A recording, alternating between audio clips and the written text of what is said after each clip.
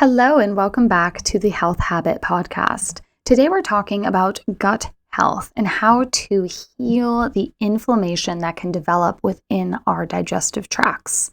A very important topic indeed. Now, when I was first getting my undergraduate degree in nutrition and dietetics, I was taught that the first step for addressing any kind of symptoms with the gut was to use and guide people through an elimination diet.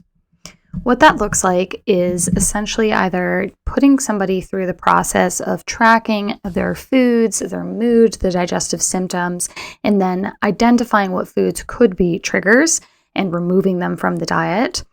Or you start with a very bare bones, basic diet that includes only foods that are generally safe for most people. And then you slowly add foods back in to determine whether or not that particular food causes any kind of negative symptom. Now that I have been working with clients for almost 5 years now, I take a very different approach to gut health and gut healing. There are so many reasons why I no longer start any kind of gut healing work with an elimination diet. But a really big reason is because when I am creating a plan with somebody, it is always with the long-term vision in mind. And you cannot or should not really maintain an elimination diet long-term. There is a time and a place for it, but there are so many other practices that promote gut healing without creating this negative relationship around food. Practices that don't instill this idea subconsciously that you are broken and you have to fix yourself, because any kind of problem, you can take that stance and you can get results from it. But then you have to unlearn the beliefs that you instill, unlearn the belief that, oh, I can't eat this food, I can't do that, I'm not capable of this, my gut is broken, fill in the blank with whatever negative thought pattern that can happen when you are doing any kind of healing work with the body. So instead, I focus on practices that build your connection to the body, make you feel empowered, and instill the exact opposite kind of mindset. Instead of thinking, I am broken, I have to do an elimination diet and rebuild, you're like, I am healing right now from where I am. And it starts with a few different things. So the very first step that I always take with somebody is thinking about the nervous system. Your digestive process does not begin in the stomach. It doesn't even begin in the mouth. It begins in the brain. If your brain is not able to signal to your gut that it needs to do digestive work, you are always going to have issues. No matter how perfectly you follow your elimination diet, you are going to continue to have some imbalances if you have a nervous system related issue, and that is what is causing your digestive symptoms. So you want to start by nourishing the nervous system and making sure that when you sit down to your meals, your body and your mind are all primed to do the job of digestion. If we were to jump straight into an elimination diet, straight into identifying trigger foods and then removing trigger foods, you can get some positive results from that, but it takes a lot of time to do that work. Nutrition is one of the hardest things to change. Food, choices, diet, it takes a lot of work, and in many ways, it is a lifelong process. So if we just start by focusing in that area, it is incredibly possible that you will never zoom out and think about how the brain and the nervous system are impacting the gut and vice versa. So instead, I opt to begin there. And what's beautiful about beginning at that foundational layer where the nervous system, the brain, and the gut are all in communication is that work is so empowering.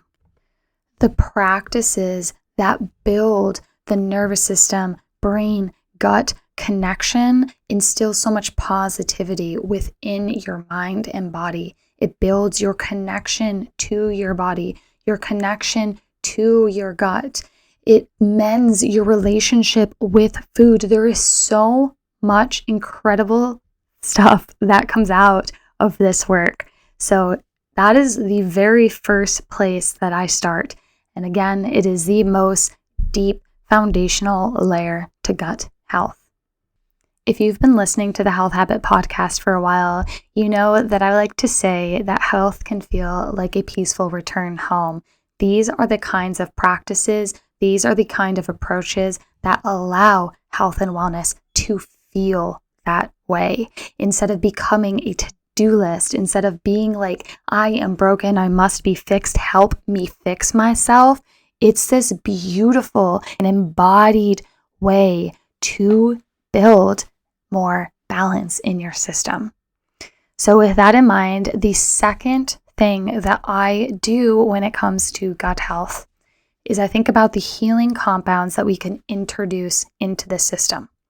So generally when you're having any kind of gut symptom, it's because of inflammation. Somewhere along the digestive tract, there's inflammation that is happening. So step 2 on a gut healing protocol is to ask the question, what healing compounds can we provide to that inflamed digestive tract to help it heal? And the answer that I've come to again and again is mucilaginous compounds. These are slimy, gooey, goopy compounds. And essentially, it is just forming a protective layer on the digestive tract. And your body literally secretes its own mucus to do this. So essentially, we are replicating what the body is already wanting to do. So these mucilaginous compounds, we'll call them mucilage, they form a protective layer that stops future inflammation from happening. But there's also compounds within that mucilage that promotes healing. So by introducing these compounds into our diet, into our gut, we're essentially putting a pause on the inflammation cycle. So instead of just having that inflammation build and build and build and get worse and worse and worse, we're forming a protective coating, and then we're providing healing compounds within the mucilage as well. So we are protecting and healing at the same time. With those first 2 steps, addressing the brain and nervous system's connection to the digestive process, and then providing mucilaginous healing compounds in the gut, we can pause here, right? And then we can start to think about, what foods might be triggering. We have created this environment for healing. We've created this more positive mindset around the healing process. Now is a much better time to focus on the aspect of the healing that takes so much time and energy and really a lifelong commitment. The nutrition, the identifying of the trigger foods, the figuring out how to change the diet short-term and long-term so that we can promote gut health for the rest of our lives. That is the approach that I now take with my clients. This approach works better and feels better while you're going through the process. If this is the kind of healing journey that you want for yourself, this is the exact work that I do within my Wellness Consistency Coaching program.